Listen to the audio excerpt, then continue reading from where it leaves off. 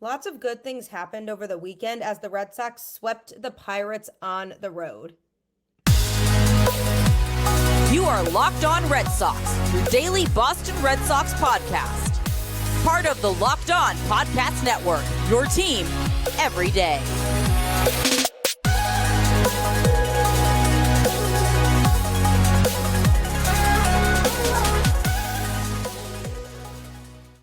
Hello and welcome to Locked On Red Sox, your daily Boston Red Sox podcast, part of the Locked On Podcast Network, your team every day.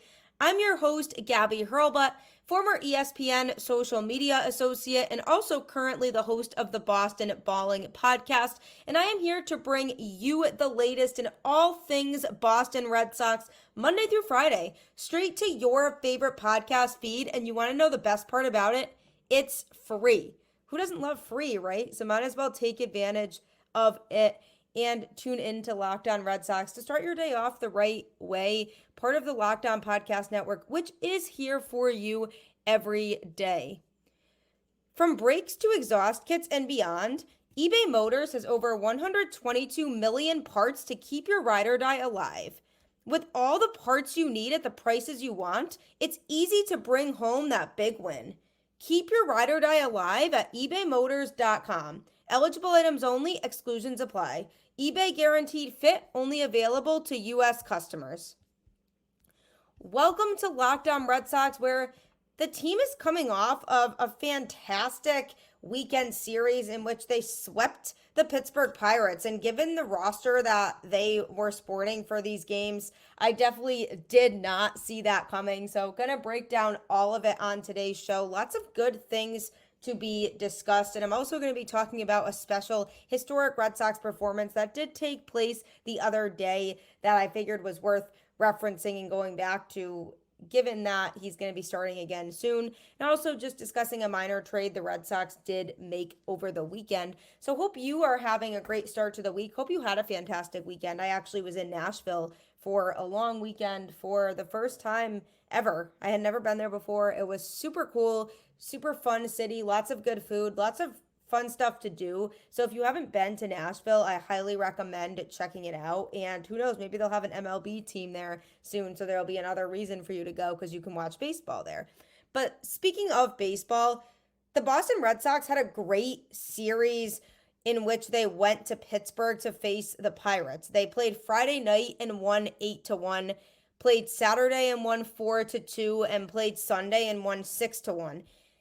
And the pitching showed up in all of those games. That's definitely something to be of note about with this series here is on Friday night in the 8-1 win, Bello started and pitched 6 innings, giving up just 1 hit and 0 earned runs. He walked 2, but also recorded 7 strikeouts. So a great performance again from a starting pitcher. And then in Saturday's game, Crawford started. He pitched 6 innings, giving up 7 hits, 1 earned run, 3 walks, and struck out 6. I mean, he's still having an unbelievable season, and he was able to pitch around some base traffic, even though he didn't really have much of it. He did give up those hits, but was able to get out of it every single time. So it was great that he only gave up 1 earned run. So another ideal start. And then Sunday's 6-1 win, Josh Winkowski started. He went 3.1 innings, giving up 3 hits and 1 earned run. He also recorded 1 strikeout. The leash was definitely a bit shorter for him because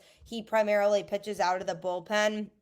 But the Red Sox probably wanted to see how he would do starting the game to create him as another option with the injuries the Red Sox do have right now. And he definitely showed some promise, but needs to gain some more longevity for sure if he is going to start some more games down the road. So overall, great starting pitching in this series. Another highlight was that Ceddanne Rafaela did hit his first home run of the season on Friday night. It was a home run party for the Red Sox in that game. They got home runs from Wilyer Abreu, Rob Refsnyder, Tristan Casas, and Ceddanne Rafaela. And it was nice to see Rafaela get his first home run of the season in that game. Definitely a confidence boost for him. He absolutely needed something like that in order to fuel a fire in him to continue to perform well and put up the numbers that the Red Sox know that he can put up. So it was great to see him hit a home run and try to get himself to where he wants to be at the plate. Another person who hit a home run in the game was Rob Refsnyder. He did return from the injured list for the series, and Tyler O'Neill was placed on the injured list. He's still recovering from that collision with Rafael Devers. So he's expected to be back tomorrow, as is Rafael Devers, actually, who was day-to-day in terms of his soreness and his injury. So the two of them both are expected to come back for the series in Cleveland, which would be huge for this team.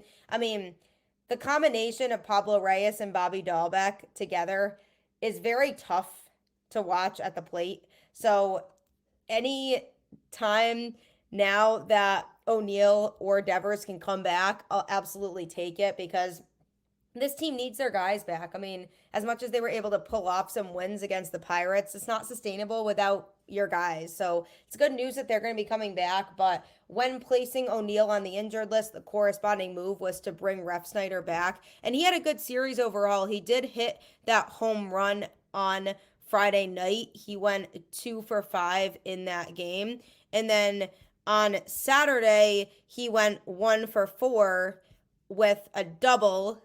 And then in Sunday's 6-1 win, he went 1 for 3 with a double. So he's definitely crushing the baseballs. He loves left-handed pitchers. He always hits well against them. So it's nice to have him back. And now the outfield situation becomes a question mark, because now Refsnyder is back. So now they're looking at O'Neill, Duran, Refsnyder, Rafaela, Abreu, and then obviously Yoshida isn't really playing in the outfield this year and primarily DHing, so that solves part of that problem. But are they planning on using Rafaela at shortstop moving forward? If that's the case, then it makes more sense to keep all these outfielders that they have. And if not, then maybe they consider moving Wilyer Abreu, although he's been hot at the plate lately too. That's another storyline here about this series too, was that Wilyer Abreu was really connecting at the plate. 3-hit game on Friday, going 3 for 5, and then went 1 for 2 on Saturday, and then again on Sunday, another 3-hit game, going 3 for 5, recording 2 RBIs on Sunday. So it definitely took some time, but now Abreu is really starting to find his swing at the plate. So maybe the Red Sox do want to keep all these outfielders around, at least to compensate for some of the injuries that they do have. So I like to see Abreu getting it going at the plate. Another player who had a big series for sure and is worth noting. Some unfortunate news that came out of that series, though, is Tristan Casas being placed on the 10-day injured list with a left rib strain. So he had to exit the game on Saturday because he was feeling some pain there, but the Red Sox needed to give some more updates on it. So he's been placed on the IL, and the Red Sox recalled catcher Tyler Heineman from AAA Worcester in a corresponding move. Casas was feeling discomfort in his rib area during his first at-bat in that Red Sox game on Saturday.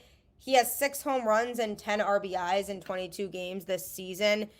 But essentially, Bobby Dahlbeck replaced him at first base in the bottom of the first inning, and Pablo Reyes took over for Dahlbeck at third for a Red Sox team that very much is shorthanded right now. I mean, it'll be great when Devers and O'Neill come back, like I said, but we can't afford to lose Casas for too long. I mean, he's such a big part of this offense, and hopefully it's a pretty quick recovery and a smooth one, and he's able to get back sooner rather than later. I mean, Tyler Heineman, I'm interested in seeing how he performs with this team.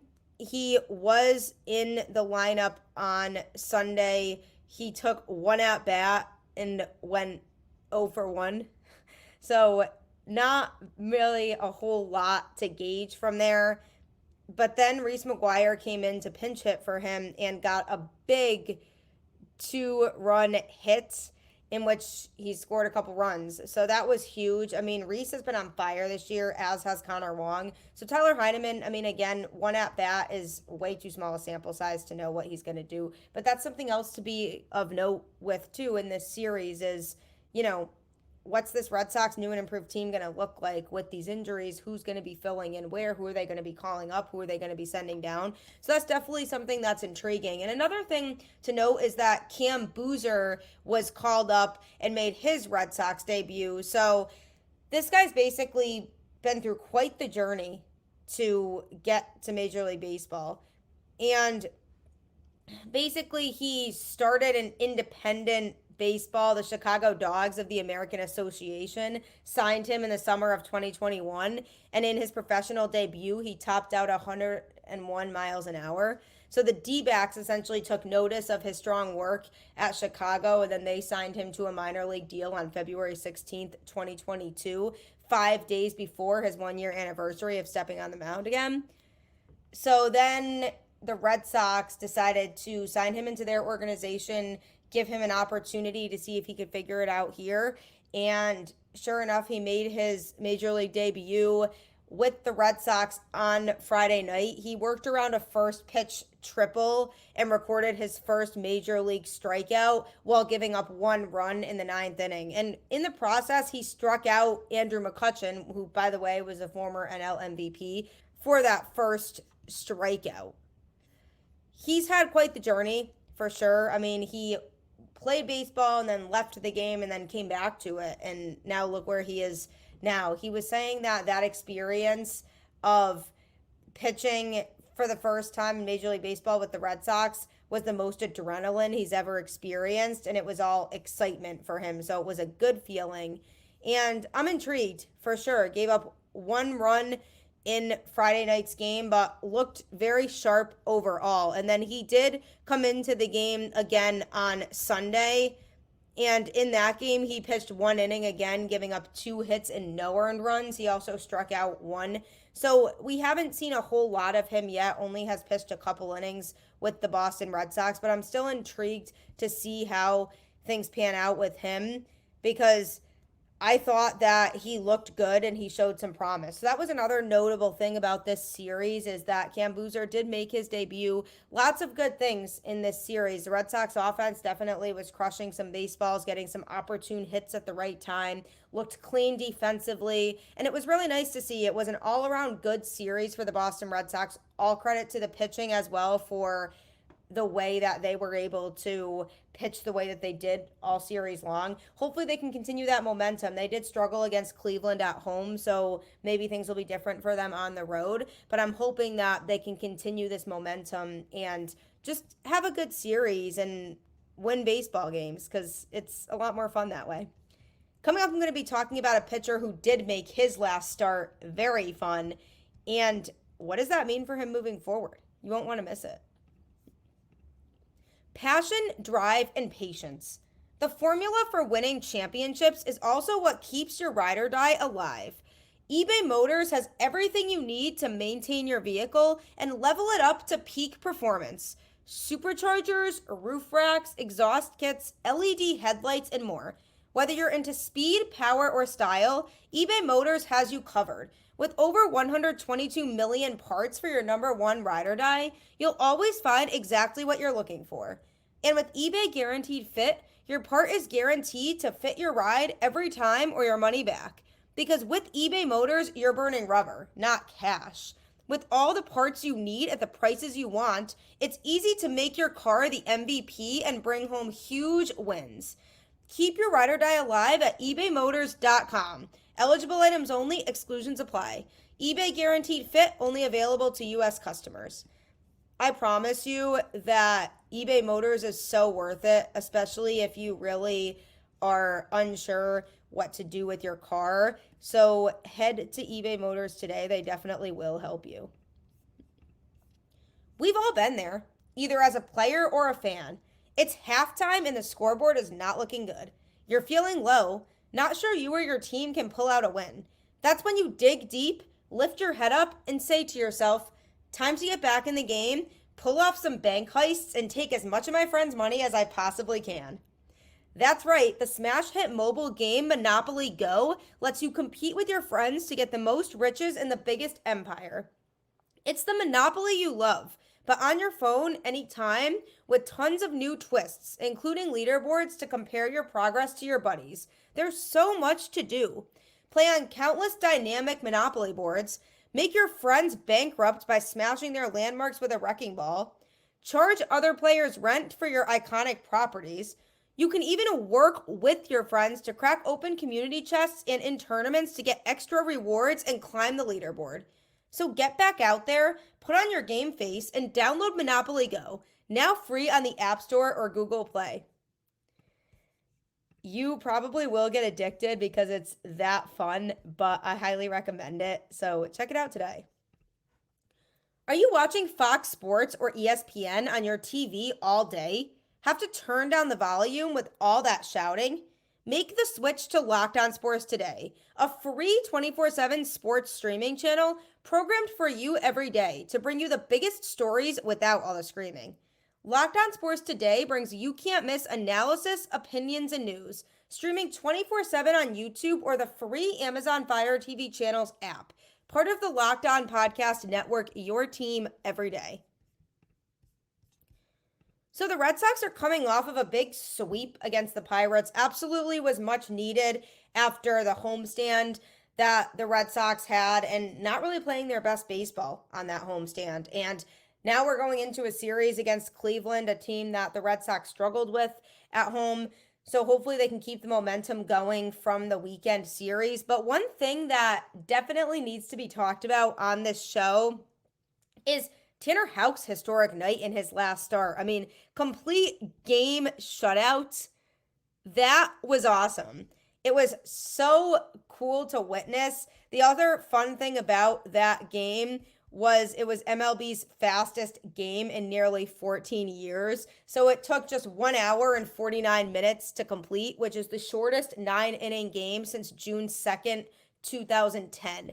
Isn't that crazy? He was zooming through. Those Cleveland hitters had just no answers for him at all. And it was helpful for the Red Sox offense because they didn't do a ton offensively in the game, but he was able to keep them in it to the point where they just had to do a couple things and it won them the game. I mean, talk about a big confidence boost for Tanner Houck. And he did it in so few pitches. He only did it in 94 pitches, with 69 of those pitches being strikes. It was the first shutout by a Red Sox pitcher since Michael Wacha on June 6th, 2022 in Anaheim. It was super cool to witness. He had such good things to say about it too. He said, "I love it. It's definitely a compliment. Obviously, everyone knows Maddox and what he did for the game and how special he was. To have that terminology used is definitely fun." It basically was being referenced that it was in honor of Hall of Famer Greg Maddux, which refers to his shutout accomplished in fewer than 100 pitches. So that's what Houck meant when he was saying to be associated with Maddox's name is such an honor for him. And what a performance by him. It was just great to see him out there having complete control, complete confidence, led the Red Sox to a 2-0 win over Cleveland. He went out, he got a standing ovation.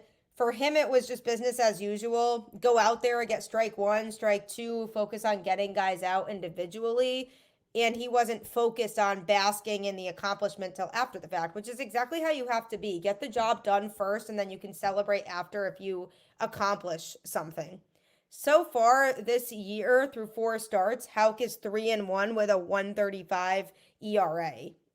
He's having a very good season so far. I think the question for the season for him was going to be, does he have the versatility in his resume to be able to pitch deeper into games? Because we have seen him a lot of times struggle when he sees a lineup the third time. So the question became, does he have enough up his sleeve to where he can pitch more innings? And I mean, that question was obviously answered. A complete game shutout. I mean, that does not happen very often, and it deserves to be recognized. And the other thing about it too is it certainly could serve as a big confidence boost for Houck, because for him and looking ahead now, he could finally say that he got over that hump of consistently struggling the third time through the order and finally saying, look, I did it. I got through an entire game, which pitchers don't do very often, and I was able to get the job done. So it was fantastic for him. And the other good thing, too, was that the bullpen was able to rest. For one, because the bullpen had been struggling a little bit as of late leading up to that.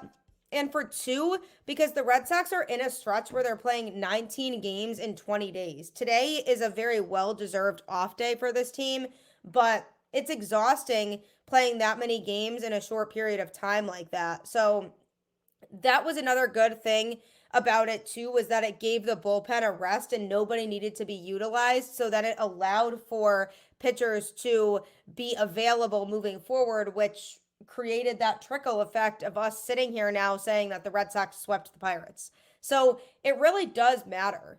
The more you can rest your bullpen, the more it pays off in the long run, because then you can use them later on, as opposed to a starter having an early exit and having the bullpen be used a lot earlier in the game. So this was fantastic all around. Good for Houck. I mean, there were a lot of doubts about him going into the season. He's definitely starting to prove a lot of those doubts wrong. He looks like a vastly different pitcher out there, looks like a lot more confident pitcher, and is able to have the stamina to really hold his own out on the field. And I think this complete game that he threw just really highlights the fact that this pitching staff as a whole is really developing a lot under Andrew Bailey. And I give him so much credit for the way that he's been able to truly change these pitchers and their approach, because pitching was a big problem for the Red Sox last year, especially starting pitching, and being able to develop guys is important internally. And I think the Red Sox have the right man for the job in Andrew Bailey to do that and be able to really develop these pitchers to the point where they can grow into the pitchers that the Red Sox want them to be and know that they can be. So it was a great sign for Boston. Really good start for him all around. 9 strikeouts is a lot. That's nearing ace caliber stuff. I mean, what a fantastic game for him. And the scoring in the game just came from Pablo Reyes on a balk, and then Connor Wong homered in the game too, which, by the way, I mean, he's just been really mashing the ball this year. So that's been great to see too. But so that was the only scoring in the game, but the Red Sox didn't need to do much.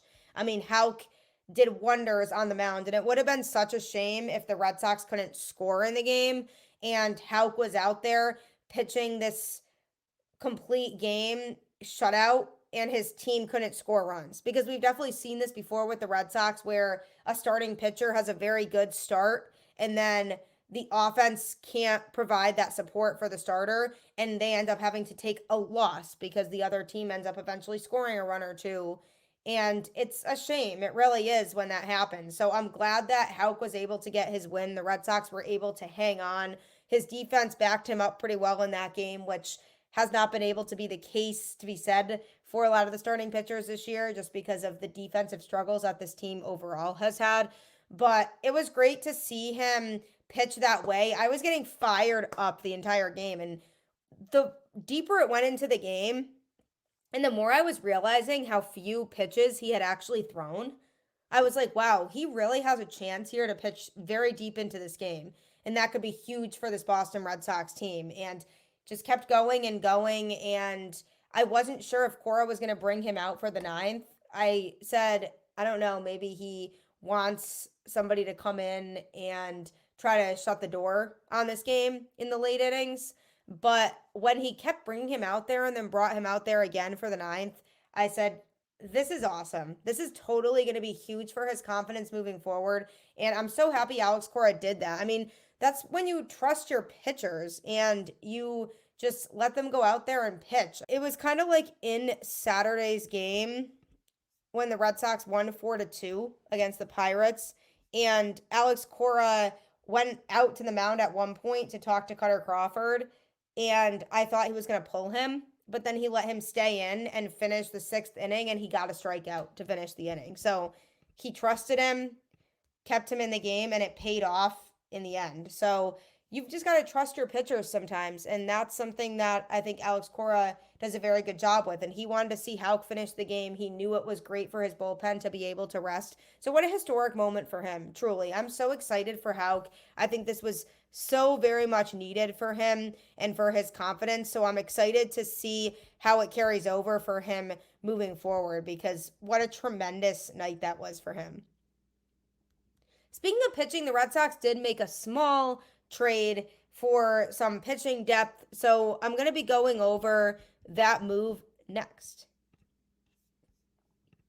Whether you're big into sports betting or you're just trying to get into it, FanDuel is the place for you. It's playoff time in the NBA and NHL, baseball's in full swing, and FanDuel is your place to bet on every game. Right now, new customers get $150 in bonus bets, guaranteed. That's $150, win or lose. Bet on everything from slap shots to home runs to slam dunks, all on an app that is safe, secure, and easy to use. What are you waiting for? Visit FanDuel.com/lockedon and make your first bet an automatic win. FanDuel, America's #1 sportsbook. FanDuel is a great way to show off those sports betting skills and win a lot of money in the process, so you really can't go wrong with it. So check out FanDuel today, and also check out Locked On Sports today, as we launched the first ever national sports 24/7 streaming channel on YouTube, and now it's also available on Amazon Fire TV in the free Fire TV channels app. Locked On Sports today is here for you 24/7, covering the top sports stories of the day with the local experts of Locked On, plus our national shows covering every league. Find Locked On Sports today, now available on the free Fire TV channels app. It's very exciting for the network because nobody else has this. So if you're looking for a way to stay caught up in all things going on in sports all the time, Locked On Sports today is certainly the place for you.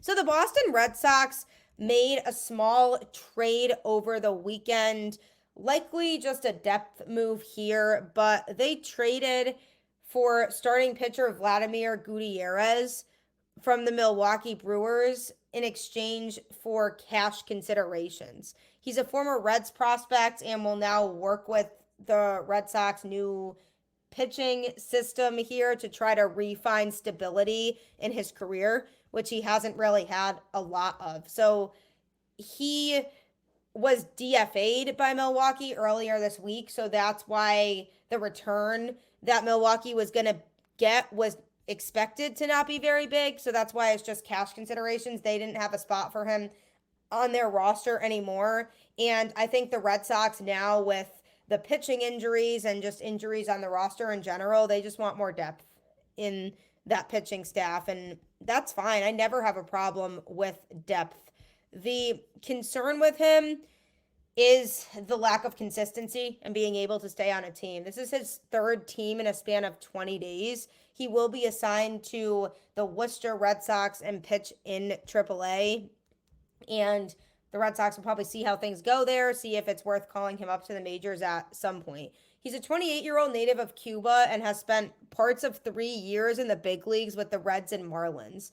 He made his debut in 2021 and actually started 22 games for the Reds, pitching to a 4.74 ERA. Unfortunately, though, that success just did not translate. He had a 7.61 ERA in 10 appearances in 2022 and then missed all of the 2023 season with injury. This offseason, he joined up with the Marlins, appearing in one game for Miami, and then landed with Toronto and Milwaukee, but didn't appear in a game for either of those teams. So now he'll head to Boston to work with Andrew Bailey and try to find success there. But this is just simply a depth move for right now. They could see how he performs, but given the season-ending injury to Giolito, and then also with Nick Pivetta and Garrett Whitlock being on the IL, there's an opportunity there for a consistent spot in the rotation. I mean, the bullpen days worry me because that's going to overwork the bullpen. I don't want them to do too many of those. I think every once in a while here and there, if you really need to, it's fine. But I'd like to see some more consistency in the rotation and see somebody come in there who can consistently pitch every fifth day until one of those other guys comes back. So I'm not saying it's impossible for Gutierrez to eventually get called up to the Boston Red Sox. I think there's definitely a chance he does with the opportunity for being able to fight for that fifth spot in the rotation. But I do think he's really going to have to impress in AAA if that's going to be the case, just because he's been all over the place in his career, and with the struggles that he's had over the last few years, the Red Sox are not going to be ready to jump to conclusions and say, yeah, let's just put him on the major league roster just so we have somebody to fill that hole on that fifth day for a starter to be pitching. So I think there's going to be an evaluation period there, but maybe the Red Sox see something in him that they can work with to try to find what his strengths are and really capitalize on that, because Craig Breslow definitely is a great pitching mind. He's keeping his eye out for pitchers who are teachable and can fit in with the Red Sox system now and the way that Andrew Bailey and Justin Willard are trying to do things here. So maybe there's something about him, and maybe the Red Sox took out his numbers from the last few years and just looked overall at his mechanics and feel like they can fix something with him. And that would be such a bonus, because we're not going into this with any expectations. We're going into this with the expectation that he's a depth move that likely will stay at AAA, maybe potentially be called up at some point if need be, but likely not need be in the immediate time being. They'll just continue to fill that fifth day with bullpen games until they feel like they have somebody in there who can pitch consistently every 5 days, which, by the way, I again don't like. But that's the approach they're taking, so it just is what it is. So there's no expectations with this trade. It's either he works out, the Red Sox find something in him that could work, and he works his way up from AAA to the majors, and that would be a plus for the Red Sox. If he can figure it out and bring good stuff and pitch at the major league level, that would 100% be a bonus. But if it doesn't work out, if he can't figure things out in Boston, then the Red Sox really didn't give up much of anything to get him anyway, so who cares? What's the problem with it? You know, so there's not really a lose in this situation. Obviously, it's not ideal if he doesn't pan out. I mean, everybody we want to pan out, especially if it's a pitching move, because we need that depth. But not everybody's going to pan out. And in this specific instance, the Red Sox don't seem to be banking so much on him working out. It was more just a, hey, let's try this guy out, see what happens in our system, see if we can figure something out with him that could work. Maybe Andrew Bailey or somebody said something that made the Red Sox feel confident in that decision to trade for him. So there is going to be a sense of waiting for a bit and kind of seeing how it pans out and where things go. But I think it's great that the Red Sox are trying to get these depth moves. This roster is so depleted right now. Hopefully we get our guys back and can get back on track to watching these starters play every day. But great series sweep against the Pirates. Let's do it again in Cleveland. Most likely not, but one can dream, right? And like I always say, one can keep the faith. Go Red Sox, and I will catch you on the flip side.